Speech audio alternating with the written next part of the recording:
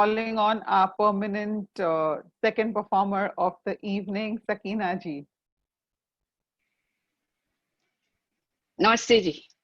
Namaste, And namaste good evening.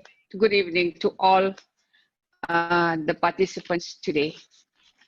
Neha ji, thank you. So today I'm not the second. Today you're actually the second by the order, but the person who was first is not yet in the room, so we will call her on later.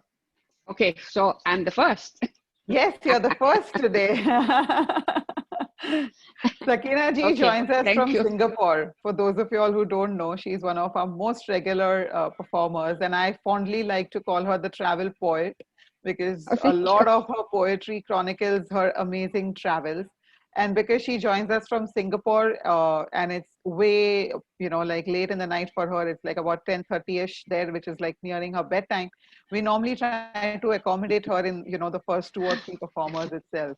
So Sakina ji, Not really bedtime, but it's a bit tiring because of my age. So I'll read after this. So today, what I'm going to read is, again, my travel poems. Is that okay? yes, And let how me are you just. all I getting am. I tired am of it? looking forward to it. I'm sure our audience is also look. Those who've been regularly listening to you also look forward. So, um, yes. Which part Today, of the world are we touring today? Africa, Kenya. Oh, wow. Okay. I didn't read that, did I? About Kenya?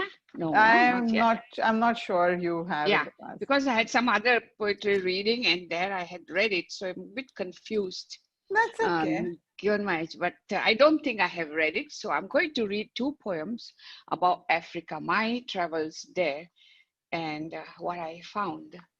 And I also did one sketch of the Masai Mara. I'll show it to you at the appropriate time. So my first short poem, I never take too long. 5 minutes is all. The first one is called The Warrior. Because I visited Kenya, Nairobi, and from there we went on the safari. I went with my son and one of his friends from Kuala Lumpur, and we really, really enjoyed our tour of Africa and seeing the wildlife there in the raw. So my first poem is about the warriors that I saw, and they are the Masai Maras. And this is the warrior. It's my drawing. You see his Wow. shield and his spear, and they are very thin and lean, and they can walk. They can walk the whole day without getting tired. So I'm talking first of the warrior before I go on to a Kenyan safari, the second poem. So my title, The Warrior. He never sleeps close to his body. That warrior you saw, for his body drapes him unfittingly. He has gone on and changed, thickening here, putting on lines there, but inside, he's lean, tall, and lithe, same as he when he chased, same as when he chased the plains of my heart. I attempt to contemplate on the width of my mind that he exists inside me somewhere still. No doubt I'm talking of the warrior there, but I get mixed up with my own emotions there. Talking of someone else maybe. I think you all need not know about it. So next I go to a little longer. That was just a brief encounter of someone in Nairobi. The second one is a little longer, and I tell you more about the wildlife there that I saw. It's out of this world. Zoo is nothing compared to seeing it raw on the Sahara, savannas. African savannas. So my Kenyan safari begins. Africa awakes with a sigh. White birds against the blue sky. A new morning, freshly brushed by a flight of pelicans. In just the blink of an eye, the plains of Masai Mara, that's the spot where I went to, it's known as the plains of Masai Mara. And we were early in the morning in an open roofed van, about 8 of us. So in just the blink of an eye, the plains of Masai Mara are brightly dyed by the first rays of the sun. And the warrior denizens, the Leith, the Maasais walk the plains. Their steps long and light, their spears shine bright. The gazelles, small and big, tens of hundreds. Visualize them on a plains as far as your eyes can see.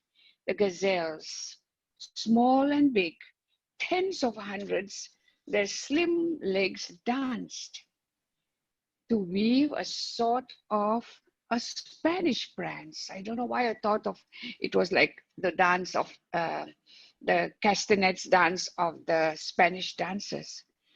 To weave a sort of Spanish prance, the pleasure of being alive, they announce, and they escape from the dangers on the plains of Africa. Huge ruminants, the wildebeests, begin their grazing of grass, wet with dew. All is peaceful and all are confident, but motionless on a small elevation or in tall grasses, the sentries await to pounce on their prey. The sentries await to pounce on their prey. Fierce eyes dart attentively. Ears stir nervously. Nostrils quiver in anticipation. Can you imagine the lions waiting to hunt their meal? And what happens to the ears, nose, and nostrils? So nostrils quiver in anticipation. Morning hunger awaits to strike. The pride of lions awaits their wild hunger. Then I see a herd of elephants stride solemnly.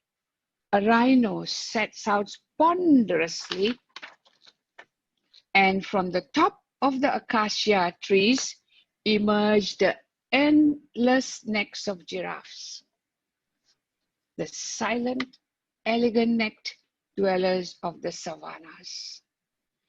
Agile antelopes, powerful onyx, sharp horns, powerful sharp teeth, roam without a care, roaming unshackled, uncaged on the huge plains and on the great Rift Valley of Africa.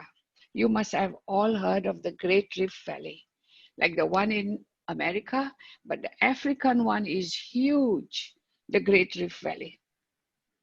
Then the famous pink flamingos at Lake Nakuru have now vanished, gone with the wind. So have the pink vistas, the refugees of the wild, to other lakes in the Great Rift Valley, perhaps.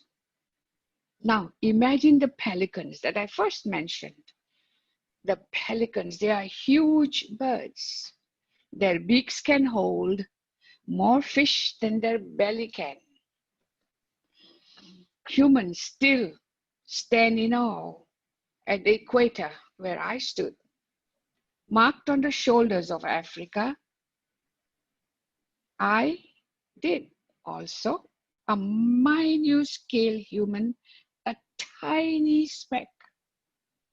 For the equator connected me to my city state, Singapore, which sits almost astride the equator, but long airways away. Oh, Mount Kilimanjaro, I'm coming on the Trans-African Highway to you. I wanted to see Mount Kilimanjaro so much, and there I was on the way. Me, the weakest, here on the land of the fittest. I feel awed and a true alien, as if from a distant planet.